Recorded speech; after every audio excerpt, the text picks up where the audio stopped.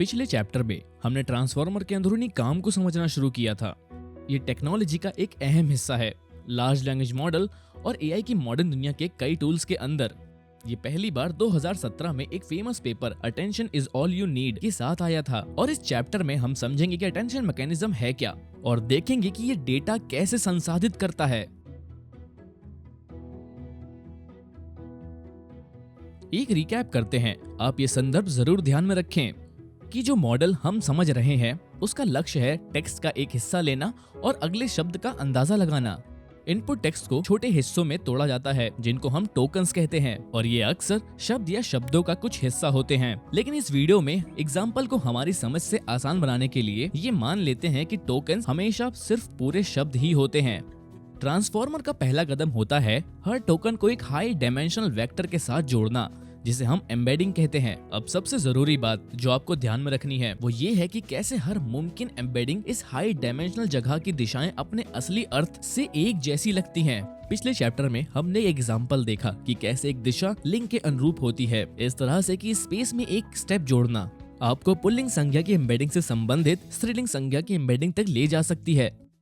ये बस एक एग्जाम्पल है। आप सोच सकते हैं कि इस हाई डायमेंशनल जगह की और कितनी दिशाएं एक शब्द के अर्थ के अलग अलग पहलू से एक जैसे लगते हैं।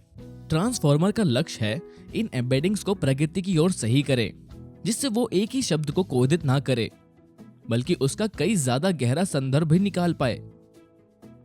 मैं बताना चाहूंगा कि ट्रांसफॉर्मर का ये अहम हिस्सा अटेंशन मैकेनिज्म काफी लोगों को पेचीदा लगता है, तो चिंता मत करिएगा अगर आपको समझने में वक्त लगे।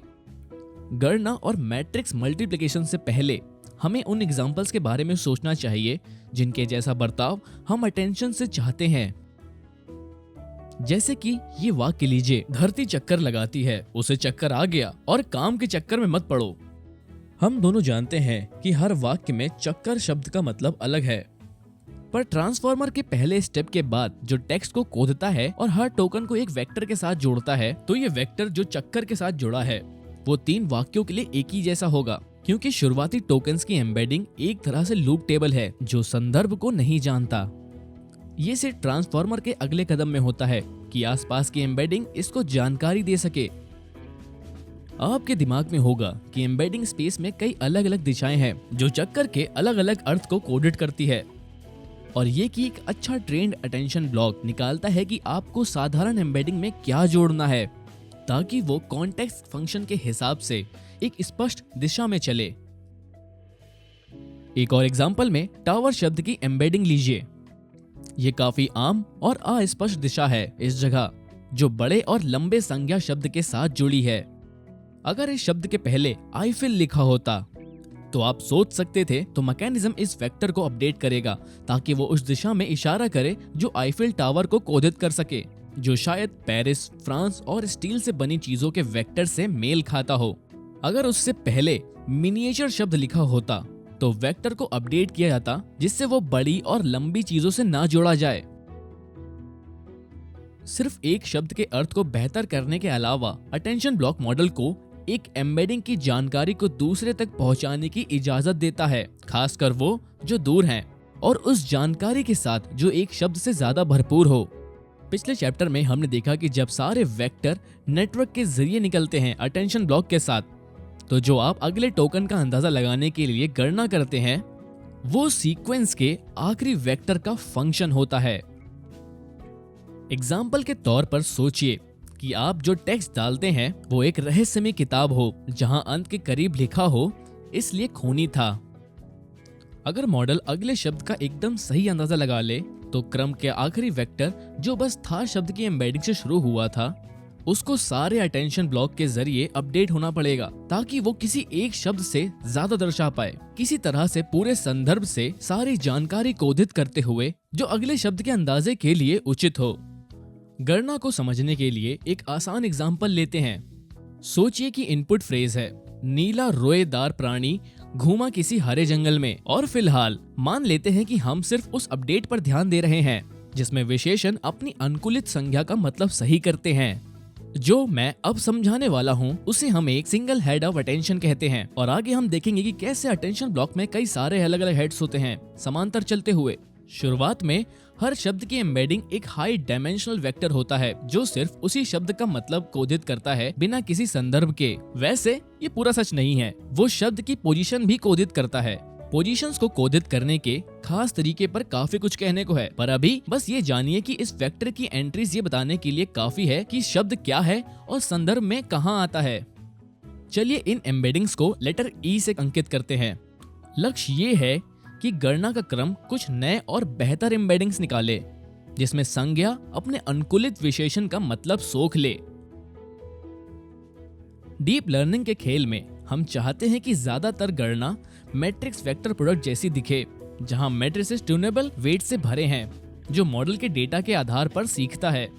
ये विशेषण से संज्ञा अपडेट होने वाला एग्जाम्पल मैं बस इसलिए बना रहा हूँ ताकि आपको अटेंशन हेड के बर्ताव के बारे में समझा सकूं। वैसे इतनी डीप लर्निंग में असली बर्ताव को समझना मुश्किल होता है क्योंकि ये काफी सारे पैमानों को मोड़ने और सही करके कॉस्ट फंक्शन को सबसे छोटा करने पर आधारित है।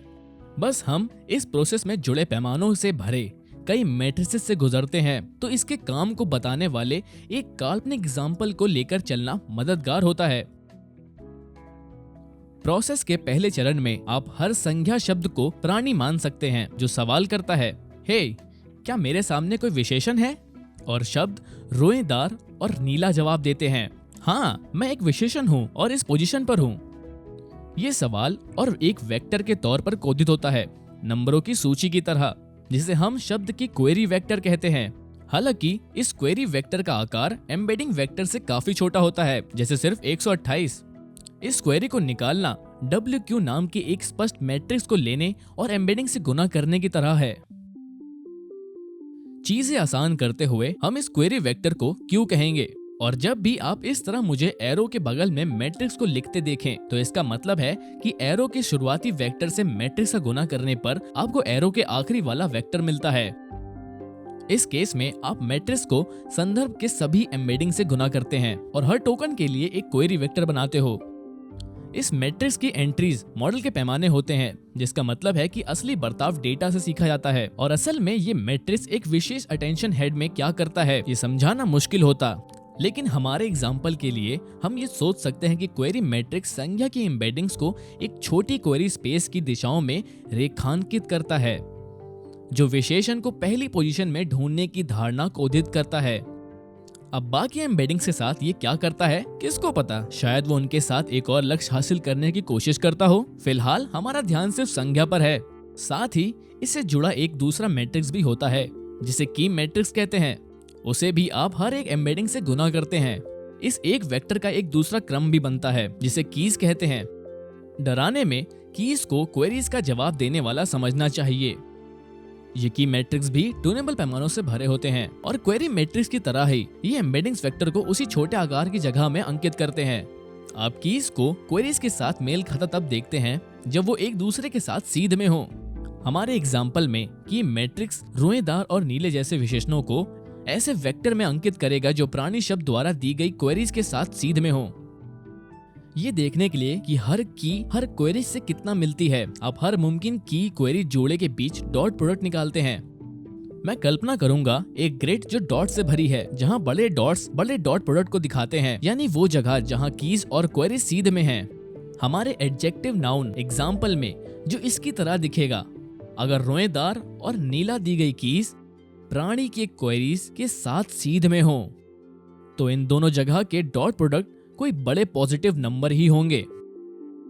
मशीन लर्निंग के लोगों की भाषा में इसका मतलब है रोएदार और नीला की एम्बेडिंग्स प्राणी के एम्बेडिंग्स में शामिल होती हैं।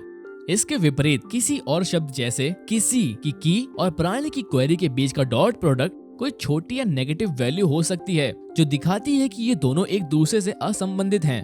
तो हमारे पास ये ग्रिड है जिसमें हर वैल्यू नेगेटिव इन्फिनिटी से इन्फिनिटी तक हो सकती है। हमें एक स्कोर देते हुए कि कौन सा शब्द कितना उचित हर अगले शब्द का अर्थ अपडेट करने के लिए। आगे हम इन स्कोर्स का इस्तेमाल हर कॉलम के साथ एक वेटेड सम लेने के लिए करेंगे जिसकी माप योग्यता से होगी। तो वैल्यूज को नेगेटिव इन्फिनिटी से इन्फिनिटी तक ले जाने की बजाय हम चाहते हैं कि इन कॉलम्स के नंबर 0 से 1 के बीच हो और हर कॉलम का योग 1 हो, जैसे वो प्रोबेबिलिटी डिस्ट्रीब्यूशन हो। अगर आपने पिछला चैप्टर पढ़ा है तो आपको पता है क्या करना है। हम हर कॉलम के साथ एक सॉफ्ट मैक्स निकालेंगे वैल्यूज को समान करने के लिए। हमारी फोटो में हर कॉलम में सॉफ्ट मैक्स लगाने के बाद हम ग्रिड को इन सामान्य वैल्यूज से भरेंगे। इस पॉइंट पर आप सोच सकते हैं कि हर कॉलम उचित वेट देता है इस आधार पर कि दाएं तरफ का शब्द ऊपर अनुकूलित शब्द से कितना उचित है। इस ग्रिड को अटेंशन पैटर्न कहते हैं। अगर आप असली ट्रांसफॉर्मर पेपर देखें तो ये सब संक्षेप में लिखा गया है। यहाँ Q और K वेरिएबल्स क्वेरीज और की वेक्टर्स की पूरी सूची दर्शाते हैं। जो वेक्टर्स आपको क्वेरीज और की मैट्रिसेस से एम्बेडिंग का गुना करने पर मिलते हैं। ये न्यूमरेटर में जो एक्सप्रेशन है वो एक बहुत छोटा तरीका है कीज और क्वेरीज के जोड़े के बीच सारे मुमकिन डॉट प्रोडक्ट की ग्रिड दर्शाने का। एक तकनीकी बात जो मैंने नहीं बताई वो ये कि संख्याओं की स्थिरता के लिए इन वैल्यूज को की क्वेरी की जगह के आकार के स्क्वायर रूट से डिवाइड करना बेहतर होता है। फिर ये सॉफ्ट मैक्स जो एक्सप्रेशन को घेरे हैं इसको एक एक कॉलम से समझा जाता है। जो वी टर्म है उसके बारे में हम अभी बात करेंगे, पर उसके पहले एक और टेक्निकल डिटेल है जो मैंने अभी तक नहीं बताई। इस ट्रेनिंग प्रोसेस के दौरान जब आप मॉडल को किसी टेक्स्ट एग्जांपल पर चलाते हैं और सारे वेट्स को थोड़ा ठीक और ट्यून किया जाता है इसे सम्मानित या सजा देने के लिए, इस बात पर आधारित कि वो पार्ट के अगले सही शब्द के लिए कितनी ज्यादा संभावना देते हैं, तो ये ट्रेनिंग प्रोसेस को और ज्यादा कौशल बनाता है। अगर आप एक साथ इससे हर अगले मुमकिन टोकन का अंदाजा लगवाते हैं तो किसी भी टोकन के शुरुआती क्रम के बाद आता है। जैसे कि इस फ्रेज की हम बात कर रहे हैं उसके लिए ये शायद प्राणी के बाद का शब्द और किसी के बाद का शब्द आएगा। ये अच्छा है, वरना ये बाकी सिंगल ट्रेनिंग एग्जांपल की तरह ही कौशलता से काम करता। अटेंशन पैटर्न्स के लिए आप कभी नहीं चाहेंगे कि बाद का शब्द पहले के शब्दों पर प्रभाव डाले, वरना वो ये बता देंगे कि आगे क्या आना चाहिए। इसका मतलब है कि हमें इन स्पॉट्स को जो बाद के टोकन्स को आगे के टोकन पर प्रभाव डालते हुए दिखते हैं उन्हें जबरदस्ती जीरो करना होगा। सबसे आसान चीज जो आप करने की सोच सकते हैं इन्हें 0 पर सेट करना, पर ये करने से कॉलम का टोटल 1 के बराबर नहीं होगा, वो सामान्य नहीं रहेंगे। इसलिए एक तरीका ये है कि सॉफ्ट मैक्स लगाने से पहले आप उन सारी एंट्रीज को नेगेटिव इन्फिनिटी सेट कर देते हैं। अगर आप ऐसा करते हैं तो सॉफ्ट मैक्स लगाने के बाद वो सब 0 हो जाएंगे लेकिन कॉलम समान रहेंगे। इस प्रोसेस को मास्किंग कहते हैं। अटेंशन के ऐसे भी वर्जन्स हैं जहां आप इसे नहीं लगाते, पर हमारे जीपीटी एग्जांपल में हालांकि ये ट्रेनिंग के दौरान ज्यादा उचित रहता है। चैटबॉट या कुछ वैसा ही रन करने के मुताबिक आप हमेशा मास्किंग लगाते हैं ताकि बाद के टोकन्स पहले टोकन्स को प्रभावित ना करें। एक और अटेंशन पैटर्न का फैक्ट जो ध्यान देने लायक है वो है कि कैसे इसका साइज कॉन्टेक्स्ट साइज के स्क्वायर के बराबर होता है। इसलिए context size large language model के लिए एक बड़ी बाधा बन सकती है और इसे बढ़ाना काफी मुश्किल होता है। जैसे कि आप सोच सकते हैं बड़े से बड़े संदर्भ के लिए पिछले कुछ सालों में अटेंशन मैकेनिज्म में कुछ बदलाव आए हैं जिससे संदर्भों को ज्यादा बड़ा बनाया जा सके, लेकिन यहाँ हम और आप बेसिक्स पर ध्यान दे रहे हैं। चलो बढ़िया है।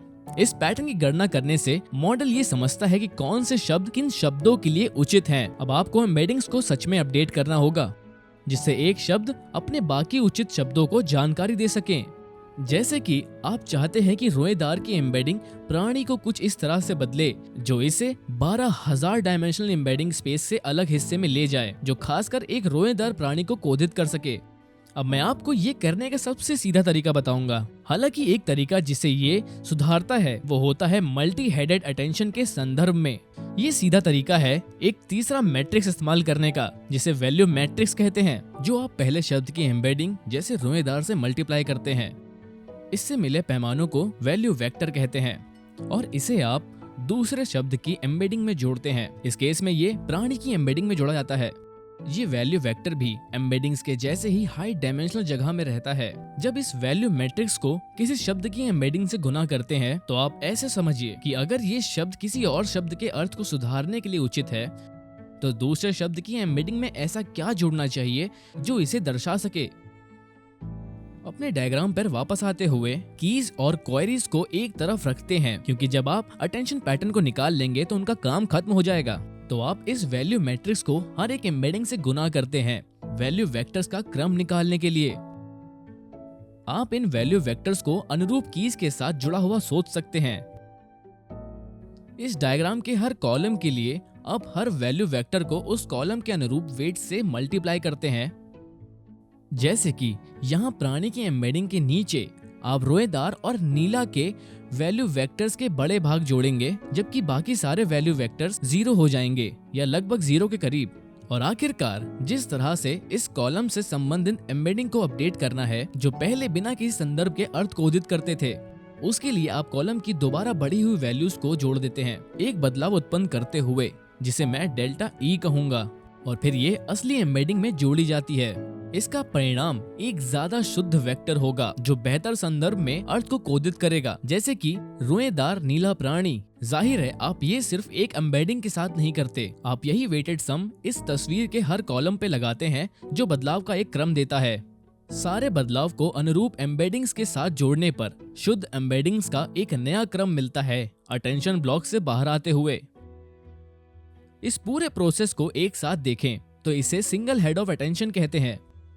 अब तक ये प्रोसेस 3 अलग मैट्रिसेस के पैमानों से दर्शाया गया है, जिनमें की, क्वेरी और वैल्यू वाले ट्यूनेबल पैमाने होते हैं।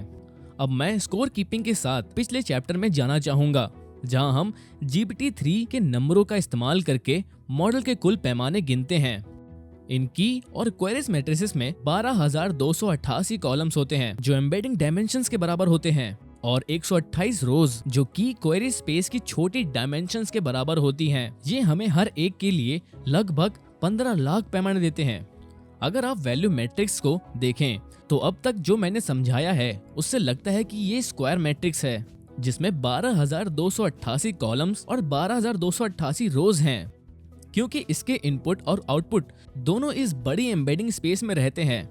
अगर ये सच होता तो ये करीब 15 करोड़ अतिरिक्त पैमाने होते। और मैं बता दूं, आप ऐसा कर सकते हैं। आप वैल्यू मैप के लिए की और क्वेरी के मुताबिक कई ज्यादा पैमानों का आदेश दे सकते हैं, पर प्रैक्टिस में ये ज्यादा अच्छा होता है अगर वैल्यू मैप के लिए दिए गए पैमाने की और क्वेरी के पैमानों के बराबर हों। ये खासकर उचित है अनेक अटेंशन हेड को समांतर चलने के लिए। ये ऐसा दिखता है कि वैल्यू मैप 2 छोटी मैट्रिसेस के परिणामों के रूप में खंडित है। धारणा में मैं आपको बढ़ावा दूंगा कि आप पूरे लीनियर मैप के बारे में सोचें, जिसमें इनपुट और आउटपुट्स दोनों बड़ी एम्बेडिंग जगह में हो, जैसे कि नीला की एम्बेडिंग को नीलेपन की दिशा में ले जाना, जिसे आप संख्या में जोड़ दें। बस ये 2 अलग स्टेप्स में बांटा है।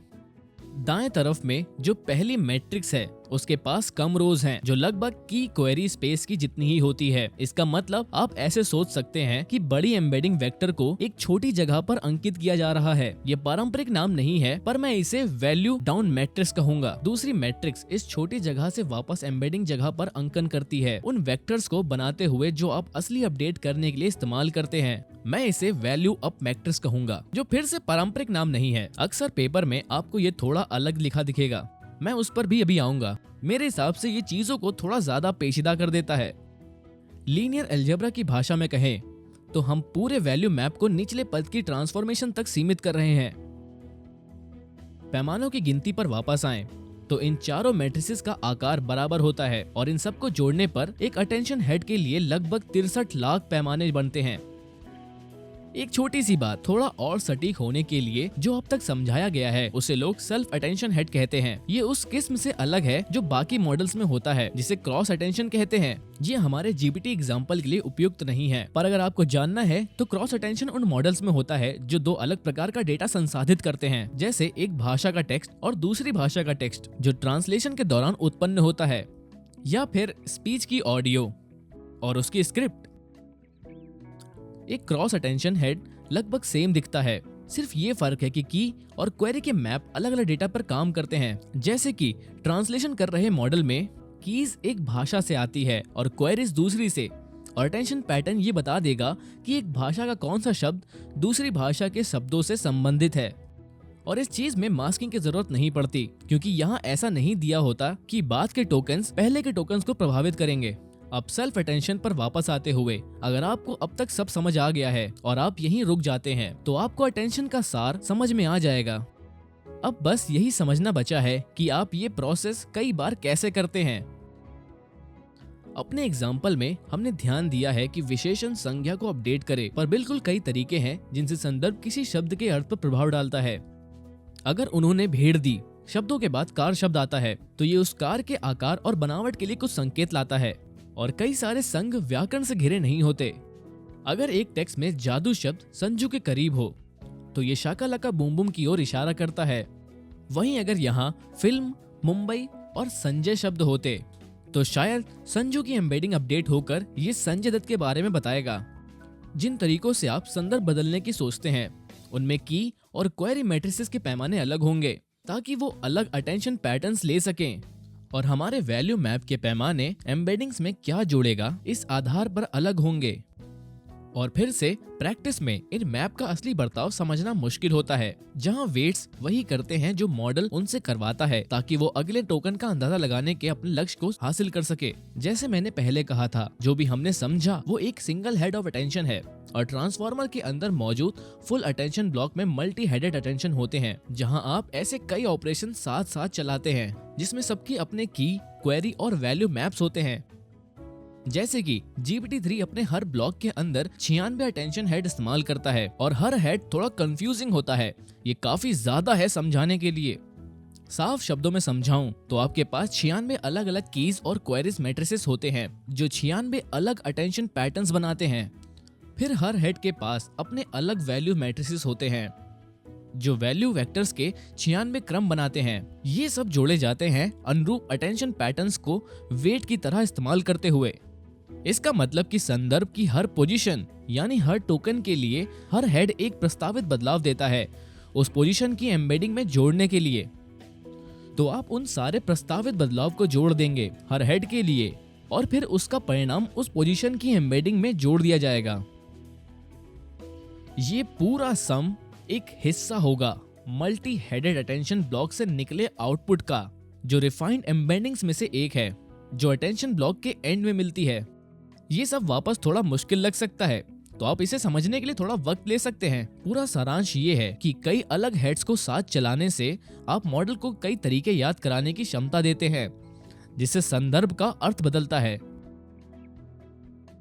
अगर 96 हेड्स के साथ पैमानों की टैली करें, जिसमें हर एक का अपना प्रकार होगा इन चारों मैट्रिसेस का, वहां मल्टी हेडेड अटेंशन के हर ब्लॉक में करीब 60 करोड़ पैमाने होंगे। यहाँ मैं थोड़ी परेशान करने वाली एक और बात बताऊंगा उनके लिए जो ट्रांसफॉर्मर के बारे में और पढ़ना चाहेंगे। आपको याद होगा कि मैंने बताया था कि वैल्यू मैप को इन दो अलग मैट्रिसेस में भाग किया गया है, जिन्हें मैंने वैल्यू डाउन और वैल्यू अप मैट्रिसेस कहा था। मैंने जिस तरह से बताया था उससे आपको लगेगा कि ये दोनों जोड़े हर एक अटेंशन हेड के अंदर होंगे और आप इस पर ऐसे ही अमल कर सकते हैं। ये एक सही डिजाइन होगा, पर ये जिस तरह से पेपरों में लिखा जाता है और जो प्रैक्टिस में असल में किया जाता है वो थोड़ा अलग है। हर हेड के ये वैल्यू अप मैट्रिसेस एक बड़ी सी मैट्रिक्स से जुड़े हुए दिखाई देते हैं, जिसे हम आउटपुट मैट्रिक्स कहते हैं, जो पूरे मल्टी हेडेड अटेंशन ब्लॉक से संबंधित होते हैं। और जब लोग किसी अटेंशन हेड के वैल्यू मैट्रिक्स की बात करते हैं तो वो अक्सर पहले स्टेप का ही जिक्र करते हैं, जिसे मैंने छोटी जगह का वैल्यू डाउन प्रोजेक्शन कहा था। आपकी जिज्ञासा के लिए मैंने स्क्रीन पर लिख दिया है। ये उन पॉइंट्स में से एक है जो मुद्दे की बात से ध्यान हटा सकते हैं, पर मुझे ये बताना था जिससे आप कहीं और पढ़ें तो ये समझ आ जाए। तकनीकी भाषा को किनारे करते हुए पिछले चैप्टर में हमने देखा था कि कैसे ट्रांसफॉर्मर के जरिए निकलने वाला डेटा सिर्फ एक अटेंशन ब्लॉक से नहीं गुजरता, तो कुछ और ऑपरेशंस के जरिए भी जाता है, जिसे मल्टी लेयर प्रिस्क्रिप्टन कहते हैं। हम उनके बारे में और पढ़ेंगे अगले चैप्टर में। और फिर ये इन दोनों ऑपरेशन की कई सारी कॉपीज से गुजरता है। इसका मतलब है कि जब एक दिया गया शब्द अपने संदर्भ को सोख लेगा तो काफी संभावना होगी कि ये बारीक एम्बेडिंग्स अपनी ज्यादा बारीक सराउंडिंग से प्रभावित होंगी। जैसे जैसे आप नेटवर्क में नीचे जाते हैं, हर एम्बेडिंग्स दूसरी एम्बेडिंग से और ज्यादा अर्थ सोखती हैं, जो खुद में और शुद्ध होती जाती हैं। और ये उम्मीद होती है कि दिए गए इनपुट के ऊंचे स्तर और भावनात्मक ख्याल कोदित होने की क्षमता होगी, सिर्फ वर्ण और आकार से परे, जैसे कि भावनाएं और बोली। और अगर ये कविता है या फिर कोई वैज्ञानिक सच्चाई जो यहाँ उचित हो, और ऐसी ही चीजें।